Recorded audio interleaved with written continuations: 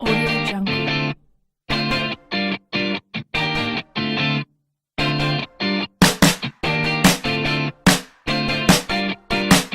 Audio Jungle.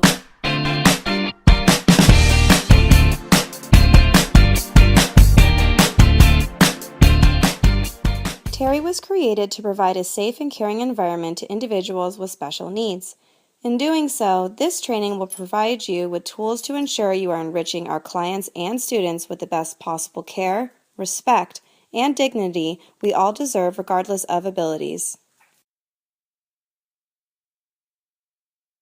In your job at TERI, you will meet clients and students who will be able to tell you their wants and needs using their own voices.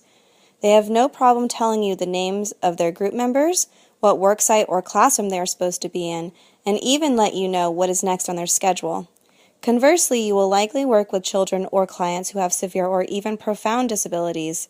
They may be unable to talk, their movement may be impaired, they may use their behavior as a form of communication, and they will likely require assistance for most of life's daily activities like eating, dressing, toileting, and personal safety.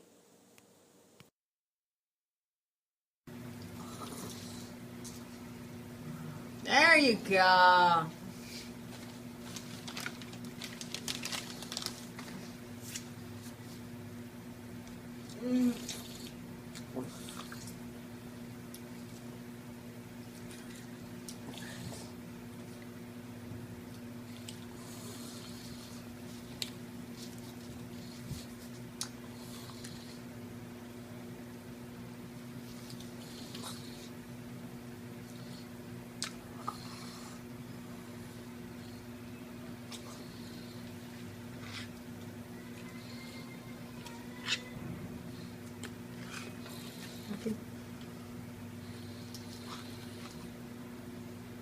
Almost got it.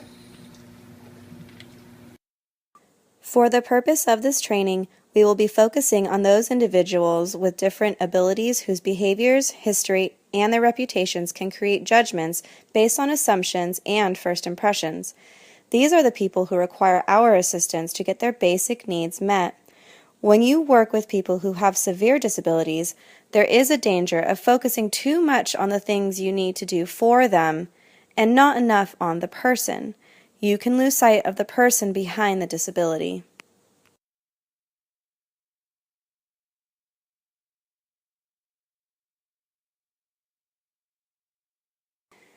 When most of us meet someone new, we communicate to them the things we want them to know about us. Usually we pick and choose what we share. As more time is spent together, the other person will start to learn more about us beyond just the things we tell them and will form opinions about us based on these experiences. Typically, your first introduction to the person or people with whom you will work will most likely be grounded in their disability. You will read their historical files, learn about any problem behaviors, read their annual goals and progress, review their medications, and be trained on how to support them with their personal care and other needs. In other words, the focus is on their deficits. We want to change this. That's why you are receiving this training.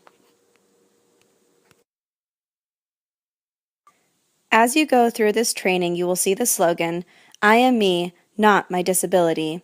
This is to remind us that each individual needs to be respected as a person first with their abilities rather than the dis as in disabilities. So, how do you see the person behind the disability when the disabilities they have are very severe?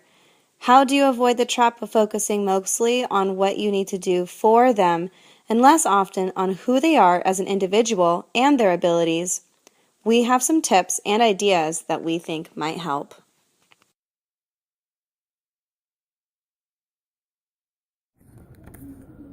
For example, someone may tell you that Sam can't do anything for himself. You need to do it all. If you stop with this opinion and never give him a chance to hold a spoon or push his hand through a sleeve, you'll never know if he might be able to do more than he currently does. Another person may tell you that Janet is lazy, so you need to force her to engage in activities. If you keep an open mind and try new approaches, you may find that Janet doesn't seem to understand what you want from her, and showing her a picture of what to do makes her more willing to participate. Ultimately, you need to decide on your own what a person likes and doesn't like. Form your own opinion about their personality.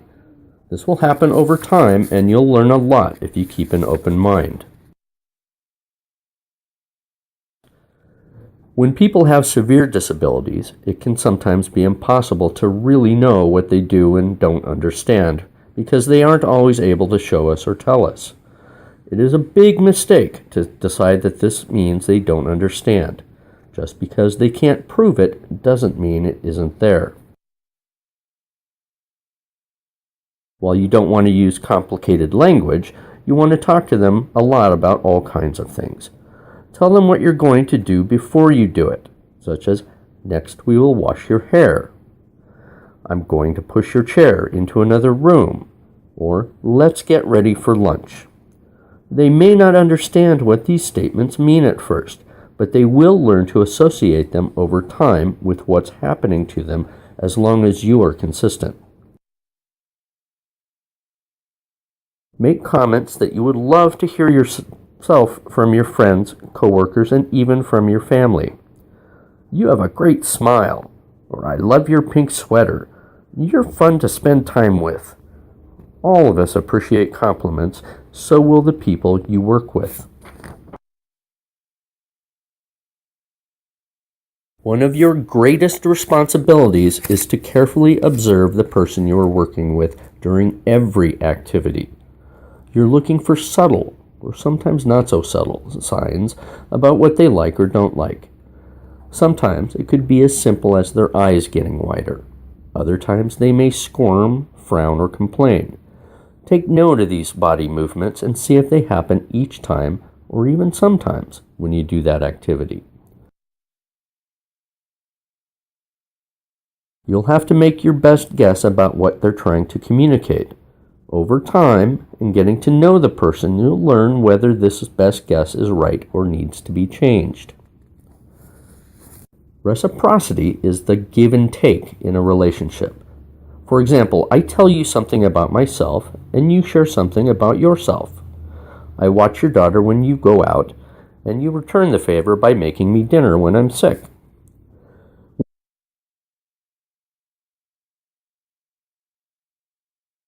When you work with someone who has severe disabilities, you run the risk of seeing it as a one-way relationship. You do all the giving, and they do all the receiving. What we consider to be giving in a relationship can take many forms. It's up to you to find and appreciate the ways in which a person with a disability adds something to your relationship with them. It may be that they make you smile every day. Could be that they never judge you and are excited to spend time with you just as you are. Perhaps they teach you things about yourself that you never knew. Sharing time with them may show you that you are more patient, creative, or gentle than you thought you were. While it's unreasonable to think you would like everyone you work with, everyone always has something to offer. Make the time at the end of the workday to think about reciprocity and to find value in the time you spend with a person. All of us want others to think well of us, to view us as a good guy or a person worth knowing. We'd even like to think that they miss us when we aren't around. We want these same positive reputations for the people with whom we work. As a staff person, you are the link to sharing information about someone with others. It's a big responsibility because how others view the individual will be based on what you say.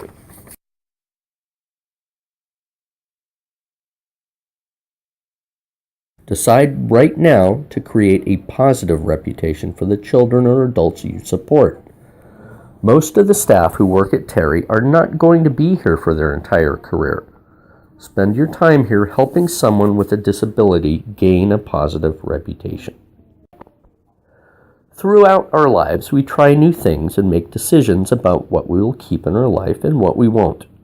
We do this with food, activities, relationships, environments, jobs, and pretty much every aspect of day-to-day living. Over time, we tend to settle on a list of things or experiences that we really enjoy. Then, as we age, we may need to find new experiences to replace the ones we can no longer do. Often, how happy we feel with our life is related to how often we get access to what we really like.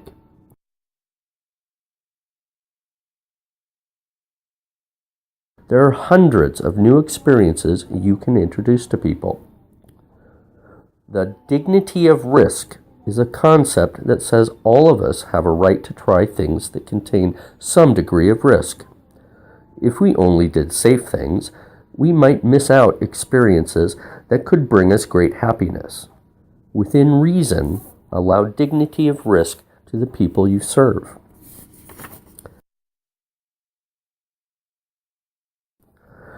Every moment you spend with someone has the potential to bring a little more joy into their life. This is a great responsibility, as someone's quality of life is directly related to you and what you offer them. Take this responsibility seriously.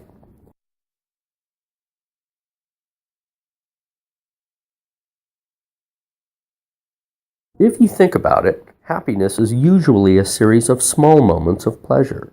If you have enough of these, you feel your life is happy. Because people with severe disabilities often require a lot of care, look at these as opportunities rather than chores to get through. These are prime times to bond, connect, and add a little pleasure to someone's life. Listen to different music rather than the same song. Give them a small taste of something new. Take extra time with their hair to make it look pretty. When you go for a walk, stop to touch or smell the flowers. Each time you perform a care-related task with someone, find ways to make it more pleasurable for them. All of this adds up to ways that you can learn to see the person behind the disability and, hopefully, to value them as a unique individual. You've probably taken this job because you want to do something that helps other people. There is no greater gift you can give than seeing them and appreciating them for who they are.